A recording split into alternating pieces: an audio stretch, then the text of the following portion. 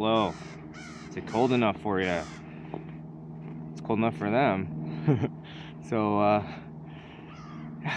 can I just say that while I'm standing here in my layers and long johns, that after seeing several millennials with their wet hair and their nearly non-existent jackets and their little stretchy canvas pants, that I have to finally say with full certainty that they're idiots. They're morons. They are brain dead.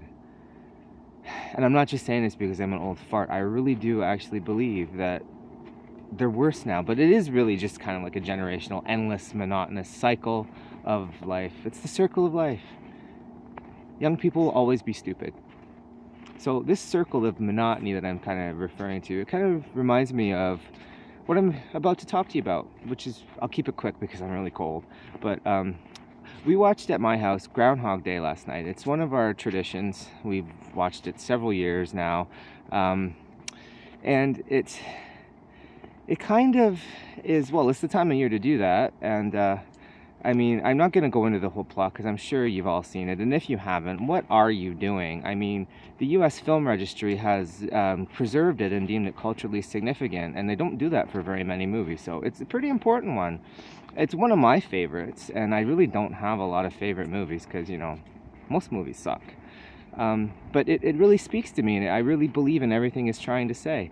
And it's one of those rare movies that every time I watch it, no matter how many times I've seen it, I always see something new.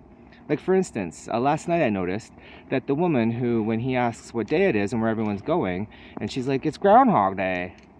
They're all going to the Groundhog Day festival, or whatever she says. I didn't realize that that was the same woman who's the piano teacher later in the movie. I don't know how I didn't notice that, but I didn't. So I wanted to talk about why I watch it every year, and I think there's the pretty general consensus of what the point of the movie is, which is to be a fully evolved person, to be a selfless person, and until you can become a fully evolved person, you're not really a person. And I kind of believe in that. Like, you have to think of others, you have to think of their plight in life and other people's feelings, emotions, needs as just as important, or if not more important than yours.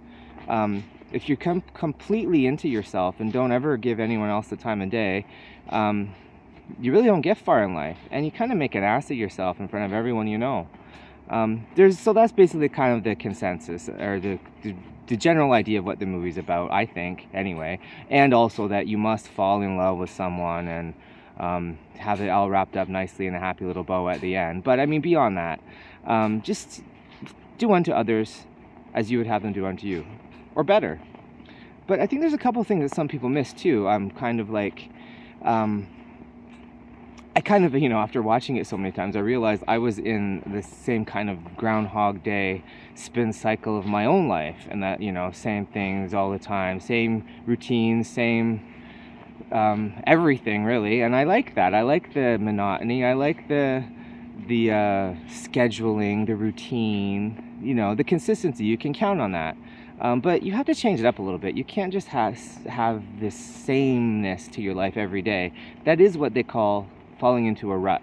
So, I mean, so you really do have to change up your life a little bit. I mean, even, it's so hard in the winter. You just want to kind of hibernate and, you know, work, sleep, TV, work, sleep, TV, or something along those lines.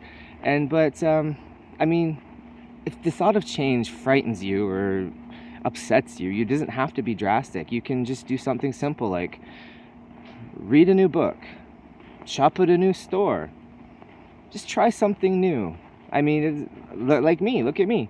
I'm sitting here walking on this path. I've thought of taking on a bit of a different path today, just to break that bit of a cycle and to show you that you should try to change it up a bit, even just a little bit. But there's also that other thing that I get out of this movie, which is that you can't ever be too full of yourself. You can't ever think you have all the answers. I mean, look at this obnoxious guy in this movie. I mean, let alone it's Bill Murray. If you haven't seen the movie, that might be why, because I know Bill Murray is quite the acquired taste. But he was pretty obnoxious and very Bill Murray at the beginning of the movie. And while it did get wrapped up in a nice little bow, at the end he was still Bill Murray, but he was a better Bill Murray. Nobody's perfect. So that's the kind of the point I get. You do have to take your head out of your ass once in a while. I mean, and look at it this way. Look at how long it took him to figure out one day of his life. At the beginning of the movie, he had the hugest ego, thought he was the best thing that life ever saw, and then he kind of got knocked down several thousand pegs. I mean, look at it. If you really pay attention and do the math, we're talking decades. It took him decades to get through this one day.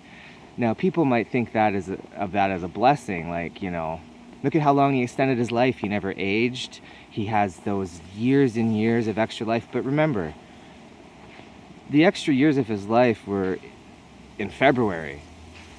Would you want to add 40 years of February to your life? Because I know I wouldn't. But anyway, my point is that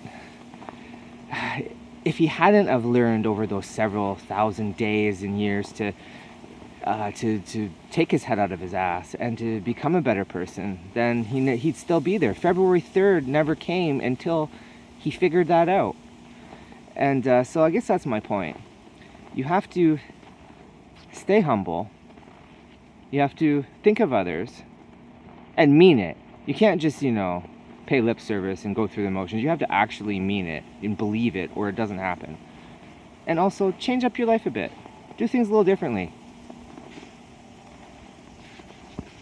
If you don't, you never know what'll happen. And if you were wondering what happened just there, my storage space is almost full and it's telling me I have to go now. So I was just saying, okay. So, okay, bye-bye. Gotta go.